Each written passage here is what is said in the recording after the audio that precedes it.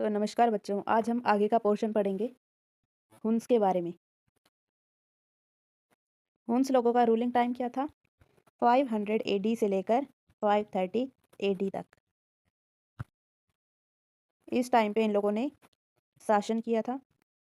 Hund's were primitive pastoralist owing herds of cattle and horses but knowing nothing of agriculture. तो Huns एक ऐसी जाति थी जो कि गाय और घोड़ों को पालती थी, लेकिन खेती के बारे में कुछ भी नहीं जानती थी। कोई आइडिया नहीं था उनको खेती के बारे में।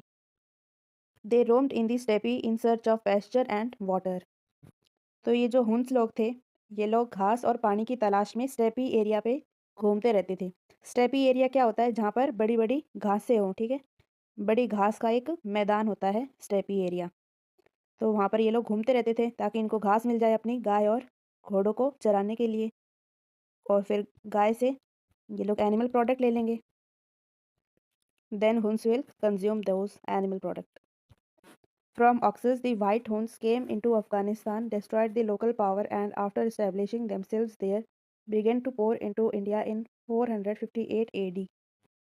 अब स्टेपी एरिया से ये हुन्स लोग आ गए थे अफगानिस्तान में। अफगानिस्तान में आने के बाद ये अच्छे से सेटल भी हो गए आराम से उधर। तो पहले आए थे स्टेपी में थे, ठीक है, हुन्स लोग, फिर वहाँ से अफगानिस्तान में आ गए, अच्छी तरह सेटल हो गए उधर। उसके बाद अफगानिस्तान के बाद ये लोग इंडिया में एंटर होना स्टार्ट हो गए थे। कब एंट्री ली थी उन लोगों ने इंडिया में? 458 एडी में। However, Skandagupta, who was at the time ruling in northern India, checkmated them effectively. तो जिस टाइम में हुन्स लोग अफगानिस्तान से इंडिया आ रहे थे, उस टाइम पे नदर्न इंडिया में स्कंदगुप्ता रूल कर रहा था। तो स्कंदगुप्ता को ये पता चला कि अच्छा, फॉरेनर्स इंडिया में अटैक करने वाले हैं, यहाँ पर कब्जा करने वाले हैं। तो स्कंदगुप्ता ने इन लोगों का विरोध किया था, इनको चेकमेट किया था। Whenever the Gupta Empire's resistance collapsed, the Huns occupied the areas up to central India and Malwa about 500 AD. तो उस टाइम पे देखो, स्कंदगुप्ता थे गुप्ता एम्पायर के लास्ट ग्रेट रूलर, ठीक है। उन्होंने डटकर सामना किया था हुन्स लोगों का।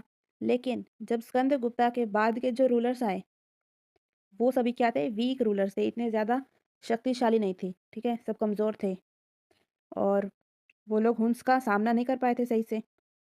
तो गुप्ता एम्पायर क्या था? थोड़ा कमज़ोर पड़ गया था।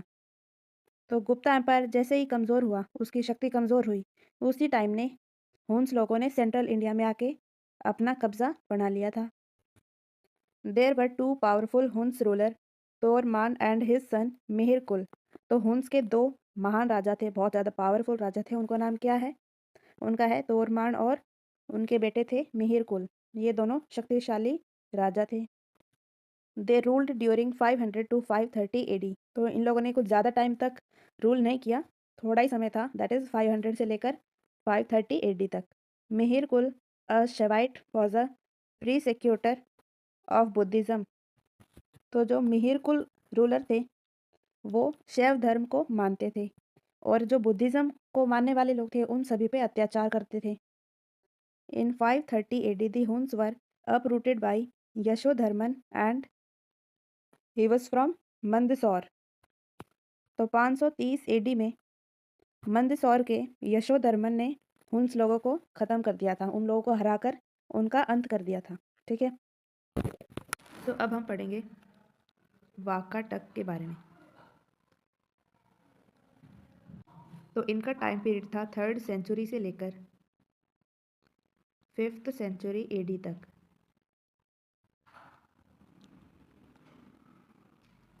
The Vakataks were the most important power that held sway over the parts of Deccan and central India after the fall of Satavahan and before the rise of Chalukyas. तो जो वाकाटक थे वो डेक्कन और सेंट्रल इंडिया में काफ़ी powerful थे, और वाकाटक्स का जो राइज है वो कब हुआ था? सतवाहन साम्राज्य के बाद और चालुक्य राजवंश से पहले हुआ था। The founder of the Vakataka dynasty was Vindhya शक्ति। तो विंध्या शक्ति ने वाकाटक राजवंश को स्थापित किया था पहली बार। Vindhyashakti was succeeded by his son Pravar Sen who was the real founder of the Vakataka empire. तो विंध्या शक्ति के बाद उनके बेटे प्रवरसेन ने राज किया था, जो कि असली फाउंडर माने जाते हैं वाकाटक एम्पायर के। ही परफॉर्म्ड 4 अश्वमेघ यज्ञ। तो जो प्रवरसेन है विंध्या शक्ति के बेटे, उन्होंने 4 अश्वमेघ यज्ञ करवाए थे। After his death the empire was divided. तो प्रवरसेन के डेथ के बाद पूरा एम्पायर 2 पार्ट्स में डिवाइड हो गया था। ठीक है, इन दोनों पार्ट्स में से जो मेन पार्ट था, मेन ब्रांच जो थी, वो थी नदर्न ब्रांच। नदर्न ब्रांच है मेन ब्रांच, और ये किसके अंडर थी? रुद्रसेन फर्स्ट के अंडर थी। ठीक है, रुद्रसेन वन ने यहाँ पर रूल किया था। He was the contemporary of Samudragupta. जिस टाइम पे समुद्रगुप्त थे उसी टाइम पर रुद्रसेन वन थे। Rudrasena one was succeeded by his son Prithvisena. Rudrasena one के बाद आए थे उनके बेटे पृथ्वीसेन। उन्होंने पूरे एम्पायर को संभाला था, जो कि नदर्न पार्ट में था, और ये मेन ब्रांच है। और पृथ्वीसेन के टाइम पर कौन थे? चंद्रगुप्त टू थे। Chandragupta married his daughter Prabhavati Gupta to the prince Rudrasena two. तो चंद्रगुप्त ने अपनी बेटी का विवाह रुद्रसेन टू से कर दिया था। Prithvisena one was succeeded by his son Rudrasena two. अब देखिए, ये 1 2 के चक्कर में आप थोड़ा कंफ्यूज हो जाएंगे, नहीं तो इसलिए मैं एक बार इसको समराइज कर देती हूँ। ठीक है, तो देखिए, सबसे पहले आए थे विंध्या शक्ति। ठीक है, विंध्या शक्ति के बेटे थे प्रवरसेन वन। इन्होंने 4 अश्वमेघ यज्ञ करवाए थे। ठीक है, उसके बाद आए रुद्रसेन फर्स्ट। R1 लिख रही हूँ। ठीक है, मैं इनको रुद्रसेन फर्स्ट आए। और रुद्रसेन किसके कंटेम्प्रेरी थे, यानी कि उनके टाइम पे कौन राज कर रहा था? समुद्रगुप्त, गुप्ता एम्पायर में। ठीक है, रुद्रसेन वन के बाद आए पृथ्वीसेन फर्स्ट। और पृथ्वीसेन फर्स्ट के टाइम पर चंद्रगुप्त टू थे। ठीक, पृथ्वीसेन फर्स्ट के जो बेटे थे वो थे रुद्रसेन टू। तो जो ये है चंद्रगुप्त टू, इन्होंने अपनी बेटी का विवाह करा दिया था रुद्रसेन टू से। ठीक है, कि ये है पृथ्वीसेन फर्स्ट। ठीक है, और ये चंद्रगुप्त टू है। ये दोनों एक ही टाइम के राजा थे, तो इन दोनों में दोस्ती हो गई होगी। फिर इसके बेटे से अपनी बेटी का विवाह कर दिया था। ठीक है, Rudrasena two died after a short reign of 5 years। तो जो रुद्रसेन टू है, इन्होंने ज़्यादा टाइम तक रूल नहीं किया था। इन्होंने बस 5 साल तक रूल किया, उसके बाद इनकी डेथ हो गई थी। Living behind 2 minor sons, Divakar Sen and Damodar Sen. तो रुद्रसेन टू के 2 बच्चे थे, एक का नाम था दिवाकर सेन और दूसरा का नाम था दामोदर सेन। ये छोटे छोटे ही थे उस टाइम पे, जब उनके बच्चे छोटे थे तभी उनकी डेथ हो गई थी रुद्रसेन टू की। Prabhavati Gupta ruled as a regent of her son. तो रुद्रसेन टू के बाद प्रभावती गुप्ता ने, उनकी पत्नी ने राज्य को संभाला था। Later Damodar Sen became ruler with the name of Pravarasena two. तो जो उनकी माता है प्रभावती गुप्ता, उनके कुछ साल तक राज्य को संभालने के बाद दामोदर सेन राजा बन गए थे, और उनका एक टाइटल नेम बन गया था, that is Pravarasena two. Pravarasena two composed Setubandha in Marathi script. तो इन्होंने एक पोएट्री कंपोज करी थी जिसका नाम है सेतुबंध, और ये मराठी स्क्रिप्ट में थी। ठीक है, मराठी लैंग्वेज में इन्होंने ये पोएट्री कंपोज करी थी। अब हम पढ़ेंगे गुप्ता इंस्क्रिप्शंस के बारे में। अब पढ़ेंगे हम गुप्ता इंस्क्रिप्शंस के बारे में। पहले दे रखा है इसमें रूलर्स का नाम, देन इंस्क्रिप्शंस, उसके बाद देयर कैरेक्टर्स के बारे में बता रखा है। तो पहला रूलर है इसमें समुद्रगुप्त। तो इनके द्वारा कुछ इंस्क्रिप्शंस बनवाए गए थे। तो पहला आता है इसमें प्रयाग स्टोन पिलर और इलाहाबाद स्टोन पिलर। ये इंस्क्रिप्शंस राजा समुद्रगुप्त के द्वारा बनवाए गए थे, और इसमें उनकी जीत और ताकत, महानता, इन सब चीज़ों का वर्णन किया गया था। ठीक है, नेक्स्ट है ईरान स्टोन पिलर। इसमें क्या था कि उनके उपलब्धियों के बारे में, यानी कि उनके अचीवमेंट्स के बारे में बातें बता रखी थी, और उनके जो रूलिंग टाइम थे, जिस टाइम तक समुद्रगुप्ता ने रूल किया था, उसके बारे में बताया गया था। नेक्स्ट इंस्क्रिप्शन है नालंदा कॉपर प्लेट। तो नालंदा कॉपर प्लेट्स में जमींदारी और ज़मीन बांटने के रिकॉर्ड्स लिखे गए थे, ठीक है। और इसमें कैरेक्टर्स बता रखे हैं, प्रयाग स्टोन पिलर और ईरान स्टोन पिलर के लिए प्रशस्ति, और नालंदा कॉपर प्लेट के लिए रॉयल चार्टर। नेक्स्ट रूलर का नाम है चंद्रगुप्त टू। इन्होंने भी कुछ इंस्क्रिप्शंस बनवाए थे। तो पहला आता है इसमें, तो एक ही लिख रखा है वैसे, तो एक लिखा है तो एक के बारे में पढ़ेंगे हम, that is Mehrauli iron pillar. तो ये इंस्क्रिप्शंस बताते थे चंद्रगुप्त टू की विक्ट्रीज़ के बारे में, ठीक है। और ये आज भी दिल्ली में देखा जा सकता है। नेक्स्ट है स्कंदगुप्त रूलर। इन्होंने इंस्क्रिप्शंस बनवाए थे। पहला आता है इसमें जूनागढ़ रॉक। तो जूनागढ़ रॉक में इनके अचीवमेंट्स के बारे में लिखा गया था। नेक्स्ट है भितारी पिलर। नेक्स्ट है भितारी पिलर। भितारी पिलर में क्या था कि जो स्कंदगुप्ता का रूलिंग टाइम था उसके बारे में बातें करी गई थी, और इनकी जीत जो हुई थी अलग अलग वॉर्स में उनके बारे में बताया गया था। नेक्स्ट आता है इंदौर स्टोन पिलर। तो इस इंस्क्रिप्शन में बता रखा था जमींदारी की व्यवस्था के बारे में कि राजा ने किसको कितनी ज़मीन दी। नेक्स्ट रूलर है बुद्धगुप्त। इन्होंने एक इंस्क्रिप्शन बनवाई थी जिसका नाम है पहाड़पुर कॉपर प्लेट।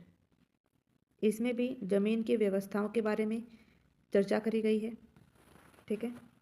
और देखिए जो प्रयाग स्टोन पिलर है, Eran stone pillar, Mehrauli iron pillar, Junagadh rock, Bhitari pillar, इन सब के जो कैरेक्टर हैं वो आते हैं प्रशस्ति, और बाकी सभी के रॉयल चार्टर हैं।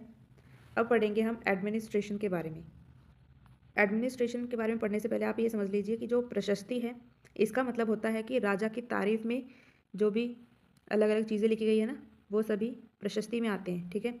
राजा की तारीफ करी गई हो, उसमें राजा के जो भी अचीवमेंट्स हैं उन सब के बारे में लिखा गया था इन इंस्क्रिप्शंस में, ठीक है। और जो रॉयल चार्टर है, रॉयल चार्टर मतलब, रॉयल चार्टर का मतलब होता है कि जो राजा हैं इनके द्वारा कितनी ज़मीनें दी गई हैं या फिर कौन इन ज़मीन का हकदार है, इन सब के बारे में जानकारियाँ होती हैं, ठीक है। ये सभी आते हैं रॉयल चार्टर में। और जो बाकी प्रशंसा है, राजा की तारीफ़ है, उनकी वीरता का, उनकी ताकत का, उनकी अचीवमेंट्स का, वो सभी प्रशस्ति में आएंगे, ठीक है। तो अब हम पढ़ेंगे administration. Centralized control was not as fully realized under Guptas as it had been under the Mauryas. तो जो मौर्यास थे उनके टाइम में जो सत्ता है वो एकदम सेंट्रलाइज्ड थी, ठीक है। यानी कि पूरा कंट्रोल राजा के अंडर ही था, लेकिन गुप्तास के टाइम पे ऐसा नहीं था, ठीक। सारी की सारी पावर अलग अलग लोगों में बटी हुई थी। Guptan administration was thus highly decentralised and as patrimonial bureaucracy reached its logical conclusion. मतलब कि हर इलाके के छोटे छोटे अलग अलग शासक थे, ठीक है। सभी जगह के अलग अलग अपने अधिकारी बने हुए थे। और जो यहाँ पर एक सेंटेंस लिखा गया है, patrimonial bureaucracy reached its logical conclusion, यानी कि गुप्ता पीरियड में कई ऐसे पद थे जो कि खानदानी हो गए थे। खानदानी यानी कि जैसे कि कोई इंसान है, ठीक है, वो एक अधिकारी बना हुआ है, एक किसी पोस्ट पे है, तो जब उसका बेटा होगा तो वो बड़ा होगा वो बेटा, ठीक है, और इस इंसान की हो जाएगी डेथ, तो उसका जो बेटा है वो बेटा अपने पापा के पोस्ट पे ही काम करेगा, ठीक है। और ये साइकिल आगे तक ऐसे चलती रहेगी, यानी कि ये जो पोस्ट है ये खानदानी हो गई है, ठीक है। ऐसा हो गया था गुप्तास के टाइम पे। In hereditary grants it reflected the quasi feudal character of the economy. तो जो राजा थे वो ज़मीन के मालिक थे, लेकिन वो ज़मीन को राजा दे देता था अलग अलग अफसरों को, ठीक है, अलग अलग ऑफिसर्स को दे देता था, जमींदारों को दे देता था। फिर उनको ये कहता था कि अब इस ज़मीन पे आपका अधिकार है।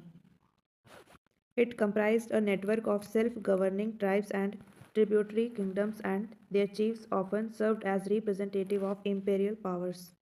यानी कि गुप्ता एम्पायर में ऐसी कई जनजातियाँ थी, ऐसे कई छोटे छोटे राज्य थे जो खुद ही अपना शासन चलाते थे, ठीक है। और जो छोटे छोटे जगह पे अधिकार जमा कर उस जगह को रूल कर रहे हैं वो लोग एक टैक्स देते थे राजा को। टैक्स देके वो लोग अपनी लॉयल्टी को साबित करते थे, अपना लॉयल्टी को प्रूव करते थे। Then their chiefs often served as representative of imperial powers. अब देखो, बेशक छोटे छोटे एरियाज़ पे वो लोग रूल कर रहे हैं, ठीक है, लेकिन अल्टीमेटली ये लोग भी किसके चेले हो गए? ये सब चेले हो गए हैं गुप्ताज़ के राजाओं के, ठीक है। ये सभी किसके अंडर आएंगे? ये सभी आएंगे गुप्ता एम्पायर के राजा के अंडर आएंगे। Next point is Gupta king took exalted titles like the Maharaj Dhiraj, Samrat, Ekadhiraj, Chakravarti, befitted their large empire and imperial status. तो जो गुप्ताज के रूलर्स थे, ये अलग अलग टाइटल्स दे देते थे खुद को, ताकि वो लोग एक सुपीरियर पावर महसूस कर सके, अपने आप को बड़ा मान सके। जैसे कि अलग अलग टाइटल्स कौन कौन से हैं? महाराज धीराज है, सम्राट एकाधिराज है, चक्रवर्ती है। एक देखो नाम ही ऐसे अलग अलग रख रखे हैं, नहीं लगता ऐसे रॉयल टाइप का? तो इसीलिए इन रॉयल टाइप के नामों से इनको थोड़ा सा सुपेरियरिटी फील होती थी, इसलिए इन लोगों ने अपने आप ही खुद ये एक टाइटल दे दिया था खुद को। The practice of appointing the crown prince came in vogue. तो गुप्ता एम्पायर में राजकुमार को उत्तराधिकारी बनाने का रिवाज स्टार्ट हो गया था। मतलब कि राजा के बाद सिंहासन पर कौन बैठेगा?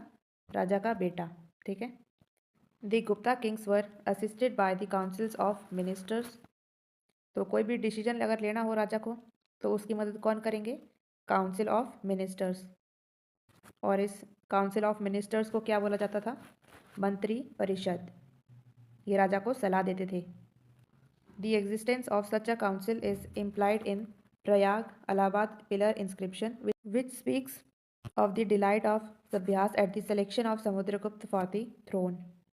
और जैसा कि हमने अभी पढ़ा कि राजा सलाह लेते थे काउंसिल ऑफ मिनिस्टर्स से। ये हमको कैसे पता चला कि भाई राजा सलाह लेते थे? ये हमको पता चलता है एक इंस्क्रिप्शन से, जिसका नाम है प्रयाग इलाहाबाद पिलर इंस्क्रिप्शन। इससे हमको ये जानकारी मिलती है, ठीक है, कि राजा कोई भी डिसीजन अगर लेते थे तो उसमें मंत्रियों की सलाह ज़रूर लेते थे, ठीक है। Among the high officers we may take special notice of Kumaramatya and Sandhivigrahika who were not known to inscriptions of early period। तो गुप्ताज के टाइम पे कुछ ऐसे बहुत ही स्पेशल टाइप के पोस्ट थे, जिसका नाम है, पहले है कुमार मात्य यानी कि मुख्य अधिकारी, ठीक है। नेक्स्ट है संधि विग्रहिक यानी कि पीस और वॉर के मंत्री, शांति और युद्ध के मंत्री। ये सभी आए थे गुप्ता पीरियड के टाइम पर ही, उससे पहले ये पोस्ट नहीं थे, ठीक है। नेक्स्ट है the Kumaramatya formed the chief cadre for recruiting high officials under the Guptas. तो कुमार मात्य ही गुप्ता वंश के जो बड़े अफसर होते थे उनको बनाने के लिए एक अलग से ग्रुप बनाते थे। वो लोग डिस्कस करते थे कि किसको एक हाई ऑफिशियल्स की पोस्ट पे रखा जाना चाहिए और किसको नहीं रखा जाना चाहिए, ठीक है। It was from them the mantris, senapati, Mahadandanayaka, the minister of justice and Sandhivigrahika were generally chosen. अब देखो, एक ये जो वर्ड लिखा हुआ है ना कुमार मात्य, इसको एक बार समझते हैं। तो पहले यहाँ पर जो एक वर्ड लिखा हुआ है ना कुमार मात्य, इस वर्ड को हम एक बार समझ लेते हैं, ठीक है। तो ये एक ऐसा ग्रुप था जिसमें बहुत ही काबिल इंसान, जो राजा के भरोसेमंद इंसान है वो, ठीक है, ये सब लोग इस ग्रुप में इंक्लूडेड थे। मान लेते हैं कि इसमें है 15 लोग, ठीक है। तो जब राजा को ये दिखता था कि अच्छा एक नई पोस्ट है, एक अच्छी पोस्ट है जिसमें एक काबिल इंसान की ज़रूरत है, तो उस पोस्ट पे इन्हीं कुमार मात्य ग्रुप में से एक इंसान को सेलेक्ट किया जाता था कि भाई ये जो है ना, ये एक पर्टिकुलर इंसान ये इस पोस्ट के लिए काबिल है, इसको मैं चूज़ करता हूँ कि यही इस पोस्ट को अटेन करे। जैसे कि स्कूल्स में होता है, जैसे कोई नया टीचर आया, डेमो दिया, उसने स्कूल में पढ़ाया, तो उसको सेलेक्ट करने के लिए एक तो बच्चों का रोल होता है, ठीक है। जो अच्छे बच्चे होते हैं उनको प्रिंसिपल अपने ऑफिस में बुलाते हैं और उनसे पूछते हैं कि जो टीचर आया है नया, जिन्होंने डेमो दिया है, क्या इन्होंने अच्छा पढ़ाया या फिर बुरा पढ़ाया। तो वो लोग अपना रिव्यू देंगे, ठीक है। एक तो बच्चों से रिव्यू ले लिया गया और दूसरा रिव्यू लेते थे अपने सीनियर टीचर से, जो कि बताएंगे कि हाँ ये जो न्यू टीचर है, क्या ये हमारे स्कूल के लिए लायक है या फिर नहीं है, ठीक है। तो उसी प्रकार राजा भी सेलेक्ट करता था इन कुमार मात्यास एक ग्रुप में से कि किसको ये पोस्ट दी जाए या फिर किसको ये पोस्ट ना दी जाए। तो कुमार मात्य में से ही मंत्री, सेनापति और जो न्याय मंत्री होते हैं, जस्टिस मंत्री वो, और पीस एंड वॉर के मंत्री यानी कि संधि विग्रहक, ये सब चुने जाते थे इसी ग्रुप में से। ठीक है, नेक्स्ट पॉइंट पढ़ते हैं अब हम। The office of Sandhivigrahaka first appear under Samudragupta whose amatya Harisena held this title. तो ये जो पोस्ट है ना संधि विग्रहक, ये पहली बार आई थी समुद्रगुप्त के टाइम पर, और ये मंत्री शांति और युद्ध के मामलों को संभालते थे। ठीक है, पीस और वॉर के मिनिस्टर थे ये। और इस पोस्ट को किसने अटेन किया था? हरिसेन ने अटेन किया था इसको। ठीक है, अदर इम्पॉर्टेंट ऑफिशियल्स वर महाप्रतिहारी यानी कि महल के प्रमुख अधिकारी। नेक्स्ट है दंडपाशिक यानी कि पुलिस डिपार्टमेंट के हेड। नेक्स्ट आता है इसमें विनय स्थिति स्थापक यानी कि ये रिलीजियस अफेयर्स को संभालते थे। ठीक है, धार्मिक मामलों को संभालते थे और धार्मिक मामलों के ही अधिकारी थे। नेक्स्ट आता है इसमें महापिलुपति। तो महापिलुपति हाथी सेना के हेड थे। और दूसरा आता है इसमें महाश्वपति यानी कि घोड़ों की सेना के हेड। जैसे कि आज के टाइम पे होम मिनिस्टर होते हैं, ठीक है, और आर्मी हेड होते हैं। ठीक है, उस गुप्ता पीरियड में भी अलग अलग पोस्ट थी। नेक्स्ट है, ये एक टेबल बता रखी है इसमें एडमिनिस्ट्रेटिव यूनिट एंड हेड। तो पहले जिसमें इसमें भुक्ति यानी कि प्रोविंस, इसका हेड कौन होता है? भोगपति या फिर उपारिक भी बोल सकते हैं इसको। नेक्स्ट एडमिनिस्ट्रेटिव यूनिट है विषय यानी कि डिस्ट्रिक्ट, इसके हेड होते हैं विषयपति। नेक्स्ट है नगर दैट इज सिटी, इसके हेड कौन होंगे? नगरपति। और नेक्स्ट यूनिट आती है इसमें ग्राम यानी कि विलेज, गांव, इसके हेड थे ग्रामिका, जैसे कि आज सरपंच होते हैं उसी तरीके से। Next point is the important bhuktis that is province of Gupta period were Magadha, Bardhaman, Pundravardhana, Tirabhukti that is northern Bihar, eastern Malwa, western Malwa and Saurashtra. तो ये सभी अलग अलग प्रोविंसेस के नाम बता रखे हैं गुप्ता पीरियड में जो भी थे। मगध था, बर्धमान था, पुंद्रवर्धन, तिरभुक्ति जिसको नदर्न बिहार का जो पोर्शन है वो माना जाता है। नेक्स्ट है इसमें eastern Malwa, western Malwa and Saurashtra. The administration of city was in the hand of council which consisted of the president of the city corporation, the chief representative of the guild of merchants and a representative of the artisans and chief accountant। तो पूरे शहर का, पूरी city का जो administration है वो एक काउंसिल के हाथ में था। ठीक है, एक परिषद के हाथ में था जिसमें कुछ अधिकारी हैं जिनके हाथों में ये पूरा एडमिनिस्ट्रेशन होता है। That is president of city, chief representative of the guild of merchants यानी कि व्यापारियों का एक ग्रुप। नेक्स्ट है रिप्रेजेंटेटिव ऑफ द आर्टिसंस यानी कि कारीगर एंड चीफ अकाउंटेंट। नेक्स्ट है whereas under the Mauryas the city committee was appointed by the Maurya government, under the Guptas it was comprised of the local representatives. तो देखिए इससे ना आपको एक कंपैरिजन मिल रही है गुप्तास और मौर्यास के बीच में। ठीक है, तो जो मौर्यास थे उसके टाइम पर सब कुछ सेंट्रल गवर्नमेंट थी, लेकिन गुप्तास के टाइम पे पंचायत जैसी जो लोकल रिप्रेजेंटेटिव्स है वो सब कुछ संभालती थी। ठीक है, decentralization of the administrative authority began during the Gupta period, यानी कि गुप्ता के टाइम पर पावर्स जो है वो थोड़ी थोड़ी बट गई थी। जैसे कि अगर गांव में कोई भी अगर केस हो गया, ठीक है, कोई भी अगर समस्या हुई है गांव में, तो वो गांव में ही सुलझाई जाएगी। ऐसा नहीं कि छोटी सी दिक्कत हुई वो जा रहे हैं राजा के पास, राजा ही सब कुछ संभाल रहा है। तो राजा ने, गुप्ता के जो राजा थे वो उन्होंने ऐसा नहीं किया था, उन्होंने सब कुछ डिवाइड कर रखा था। अगर गांव में कोई भी प्रॉब्लम है तो वो गांव के हेड के पास जाओ। ठीक है, वही यहाँ पर सभी चीज़ों को सॉल्व कर देगा। अगर कोई भी मैटर हो गया तो उसको सॉल्व करने की जिम्मेदारी किसकी है? सरपंच की है। ठीक है, अगर कोई शहर है तो वहाँ पर अगर कोई समस्या हो गई तो वहाँ का हेड संभालेगा। अगर कोई स्टेट है वहाँ पर अगर कोई भी दिक्कत है तो वहाँ का जो स्टेट का हेड है यानी कि सीएम वो संभालेगा। ठीक है, सब कुछ। ऐसा नहीं कि छोटी मोटी भी दिक्कत है वो भी जा रहे हैं राजा के पास। तो ये जो सिस्टम है ये हट गया था गुप्ताज के टाइम पर, यानी कि जो एडमिनिस्ट्रेटिव अथॉरिटी है वो डिसेंट्रलाइज्ड हो गई थी, सेंट्रलाइज्ड मतलब क्या होता है, सब कुछ राजा संभालेगा। डिसेंट्रलाइज्ड मतलब सब कुछ डिवाइड हो गया है और हर एक जगह का एक अलग अलग हेड है और वो हेड उस एरिया को, रेस्पेक्टिव एरिया को संभाल रहा है, ठीक है। It was during the Gupta rule that the village headman became more important than before. तो गुप्ता पीरियड के टाइम पे जो गांव का मुखिया होता था वो ज़्यादा इम्पॉर्टेंट होने लग गया था, यानी कि उसको ज़्यादा अधिकार मिल गए थे। नेक्स्ट है the Gupta military organisation was feudal by character though the emperor had a large standing army. इसको आप ऐसे समझ सकते हैं जैसे कि राजा अपनी सेना के लिए, अपनी सेना को बनाने के लिए गांव के जो नौजवान हैं उनको बुलाते थे, ठीक है। गांव के जो भी पावरफुल लोग हैं उनको बुलाकर अपनी सेना में इंक्लूड कर लेते थे ताकि उनकी जो सेना है वो काफ़ी ज़्यादा स्ट्रांग बन जाए। In the Gupta period for the first time civil and criminal law were clearly defined and demarcated. Gupta period में पहली बार ऐसा हुआ था कि कानूनों को अलग अलग डिफाइन किया गया, ठीक है।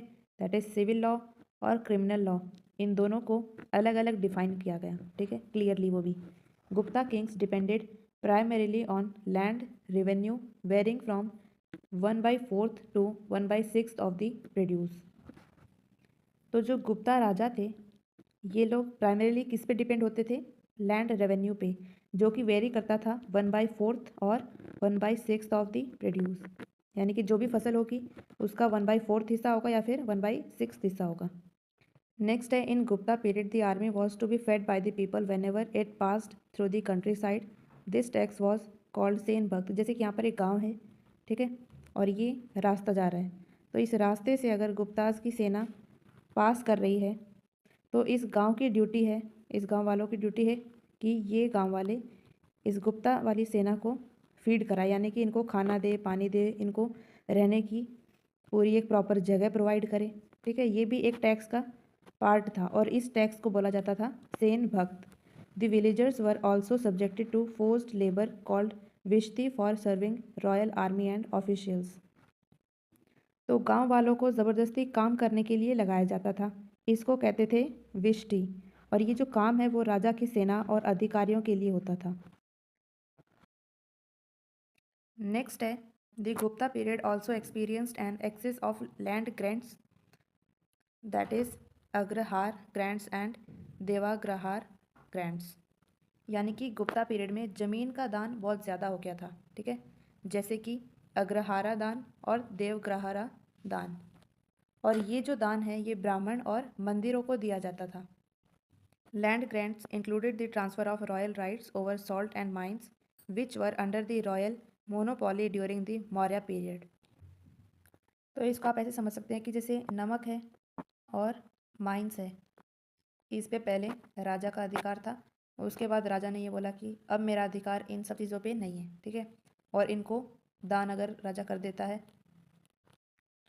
तो उसके बाद से ये जो प्रॉपर्टीज़ है वो राजा के राइट्स के बाहर हो जाएंगी, ठीक है। अब जो आगे दे रखा है इसमें सोसाइटी गुप्ता पीरियड की, ये हम अगली वीडियो में पढ़ेंगे, ठीक है। तो आज के लिए बस इतना ही। Thank you so much and this smile is for you. इसके जैसे मुस्कुराते रहो और अपना पढ़ते रहो, ठीक है। Thank you.